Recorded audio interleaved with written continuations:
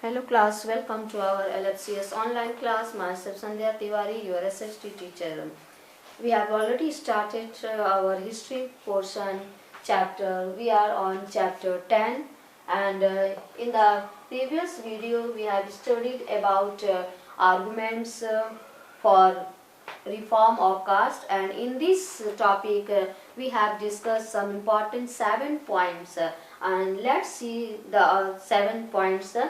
First one, cause of hostility and jealousy. Second one, a check on personal advancement. Third, main cause of untouchability. Fourth, a check on religious advancement. Fifth, anti-democratic. Sixth, responsible for narrow outlook. And seventh, against the feeling of world brotherhood. Okay, and also one more point we discuss, that is ideas of Phule, Veer Salingam, Narayan Guru, Periyar, Gandhi and Ambedkar. And in this topic we have discussed and we are in continuation, that is Jyoti Rao Phule. Okay, so let's come towards next topic of Jyoti Rao Phule. His book Gulamgiri and its dedication to the American movement to free slaves. And after this we will discuss about same topic. Second point, why was Jyotirao Phule critical of the national movement? Okay, so let's open your book, page number 85. His book Gulamgiri and its dedication to the American movement to free slaves. Dedication means Nishtha. Jyotirao Phule was as much a social reformer as he was a writer. Jyotirao Phule was one of a social reformer and also one of a writer. Jyotirao Phule एक social reformer होने के साथ साथ एक अच्छे writer भी थे. He wrote many books for the uplift of the downtrodden and low caste people, and he wrote books especially on the low caste people and also downtrodden people. Downtrodden means Dalit के लिए और नीच जाति के लोगों के ऊपर उन्होंने मैक्सिमम बुक्स लिखी हैं. Okay, one such book was named as Gulamgiri meaning slavery, which he wrote in 1873. He dedicated this book to the American movement which aimed at freeing the slaves because of the following reason. इस book को उन्होंने किसको समर्पित किया, किसको dedicate करके लिखा है? अमेरिकन मूवमेंट से जिसमें कि स्लेव्स को फ्री करवाने की बात कही गई है, उससे ये प्रेरित होकर उन्होंने बुक लिखी है. फर्स्ट क्या है इसका reason? He was appreciative of the American civil war. वो अमेरिकन सिविल वार को अप्रिशिएट करते हैं. क्यों? Which resulted in the emancipation of slaves in North America, जिसके जरिए नॉर्थ अमेरिका में जो स्लेव्स थे उनकी मुक्ति के लिए. Such a conflict gave good encouragement to Phule to fight for the cause of the lower caste in India. इससे उनको प्रेरणा मिलती है कि वे भी किस तरह से इंडिया में ही इंडियन से ही अपर कास्ट के लोगों से लोअर कास्ट के लोगों को मुक्ति दिलाएं. यहाँ रंग भेद की भावना नहीं है, यहाँ ऊंच नीच की भावना है. उनके मन में था कि किस तरह से हम इंडियन से ही इंडियन को, यानी इंडियन के हायर कास्ट इंडियन के लोअर कास्ट को किस तरह से मुक्ति दिलाएं. Second, in this civil war Phule found a link between the positions of the black slaves of America and the lower caste in India. उनको क्या एक लिंक मिल गई कि किस तरह से अमेरिका में ब्लैक के विरुद्ध जो भी हंगामा हो रहा था उनको भगाया जा रहा था, इसी तरह से इंडिया में किस तरह से लोअर कास्ट के लोगों को उनके समाज से उनको जो हटाया जा रहा था. Third, Phule wanted to start a movement for the emancipation of the lower caste. Phule एक मूवमेंट स्टार्ट करना चाहते थे, किसकी मुक्ति के लिए? for the emancipation of the lower caste in India on the pattern of the efforts made by the slaves and their helpers in America. वो भी एक मूवमेंट स्टार्ट करना चाहते थे इंडिया में जो कि मुक्ति दिला सके। किसको मुक्ति दिला सके? लोअर कास्ट के लोगों को अपर कास्ट के लोगों के स्लेवरी से मुक्त करवा सके। For the slavery in America was as much injurious to common people. जिस तरह से अमेरिका में जो सिविल वार से किसको ज़्यादा इंजरी मिली, किसको घातक पहुंचा, स्पेशली द अफ्रीकन्स। किसको मिला? Africans as the caste system in India. जिस तरह से अफ्रीकन को मिला उसी तरह से वे जो इंडिया में जो कास्ट सिस्टम है उसके विरुद्ध वो लड़ाई लड़ना चाहते थे। In the America civil war those who struggled against injustice were successful. उन्होंने देखा कि अमेरिका में सिविल वार से जो लोग इसको स्ट्रगल किए, इसके विरुद्ध लड़ाई लड़े, उनको सक्सेसफुल मिला। किससे सक्सेसफुल मिला? इनजस्टिस से उनको सक्सेस मिला। ठीक। The same success he wanted to accept for the for his movement of the uplift of the low caste people in India. वही सक्सेस, वही जो सक्सेस मीन्स क्या होता है, उसका रिजल्ट, वही रिजल्ट वो इंडिया में चाहते थे। किसके लिए? अपने मूवमेंट के लिए, जो कि किसके लिए मूवमेंट था? upliftment for the lower caste in India. Why was Jyotirao Phule critical of the national movement? वो क्यों आलोचना करते थे? किसकी? नेशनल मूवमेंट की। आखिर क्यों नेशनल मूवमेंट उनको आलोचना नहीं करनी चाहिए, उनको साथ देना चाहिए, लेकिन उन्होंने क्यों उसकी आलोचना की? क्यों? इसके पीछे भी कई रीजन है। Jyotirao Phule along with Ramaswamy Naikar was a critic of the national movement. अकेले ज्योतिराव फुले ही इसके क्रिटिक नहीं थे, उनका साथ रामस्वामी नायकर ने भी दिया। Because of the following reasons, उसके कई कारण थे। First one, the national movement was more of a political movement.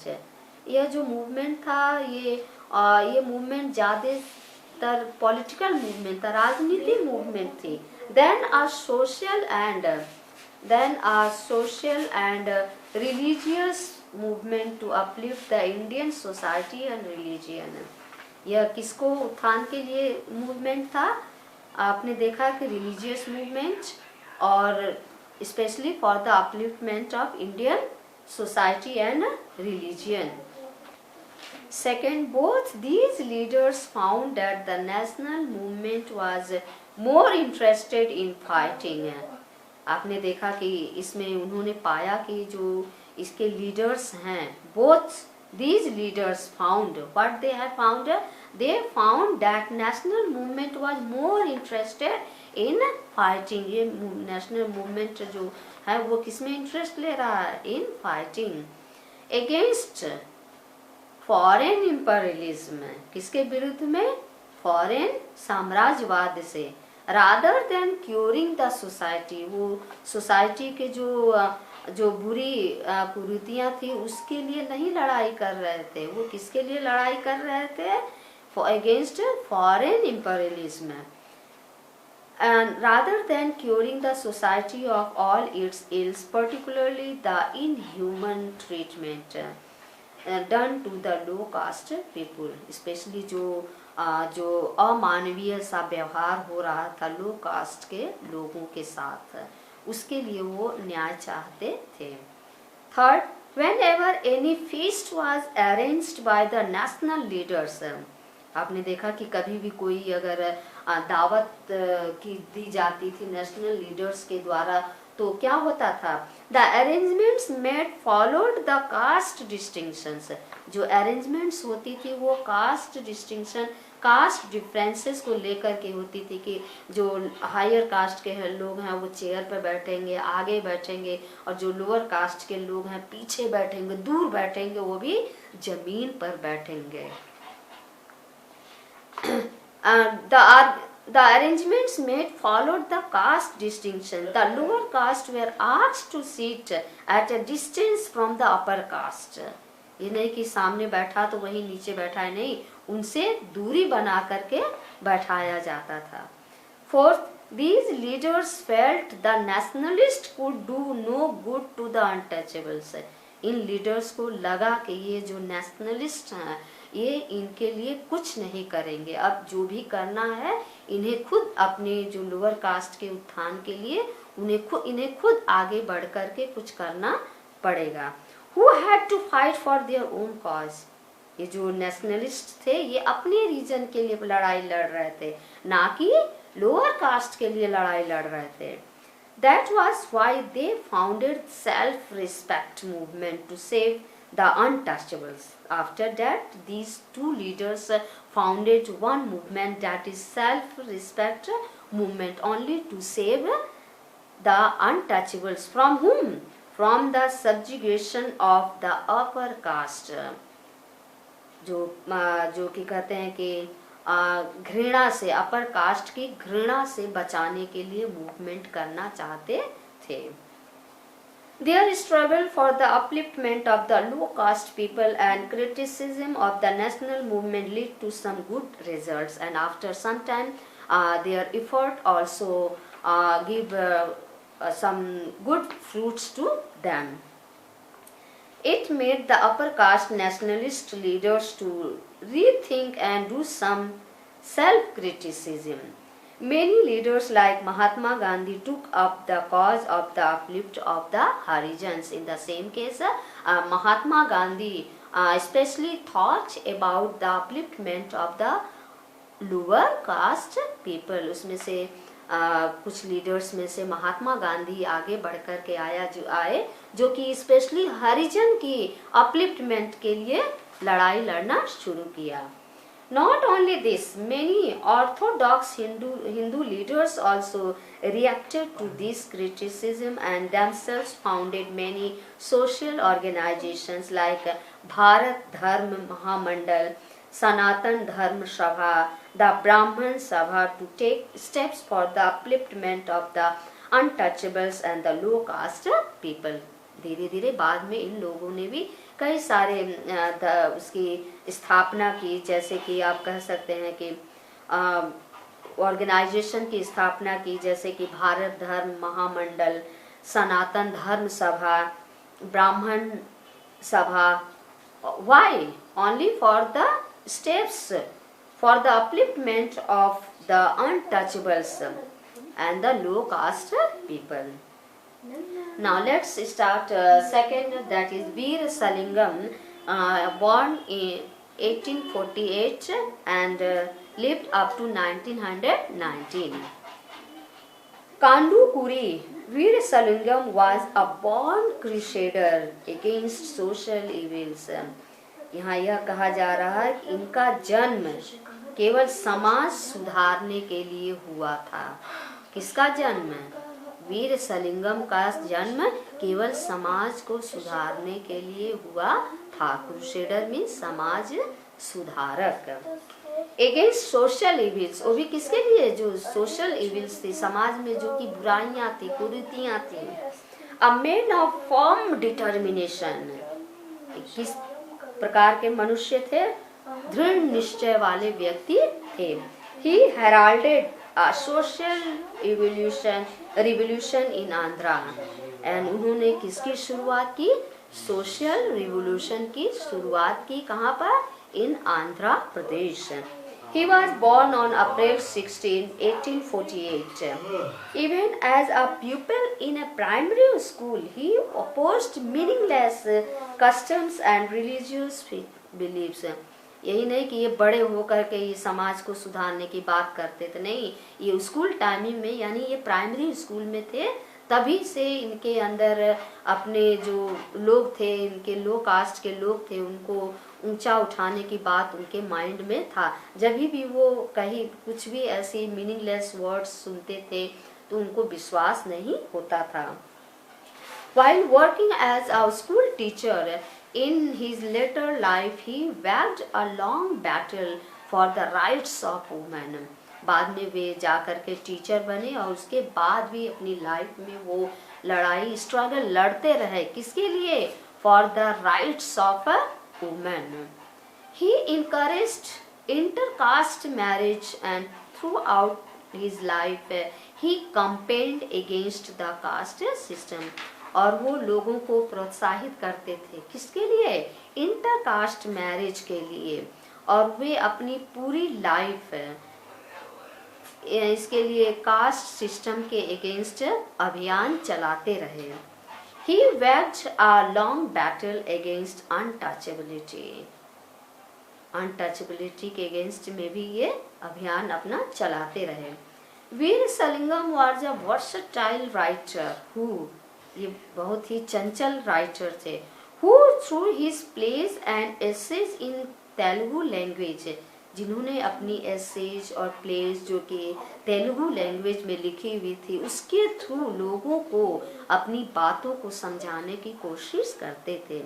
Vigorously preached against the caste system and he used to teach the other people in his own language, that is in Telugu language, about the caste or against the caste system.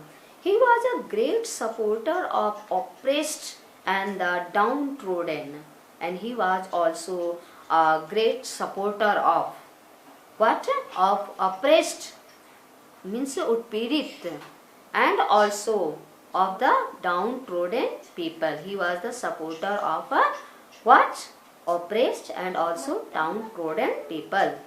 As a tribute to his great contribution, हम उनके जो great contribution है उसको श्रद्धांजलि देते हुए towards the society, the post and telegraph department issued stamps in his order. हमारा जो पोस्टल डिपार्टमेंट्स है उसने एक पोस्ट एंड टेलीग्राफ डिपार्टमेंट ने स्टैम्प्स जारी किए थे in his honour after his death on May 27, 1919।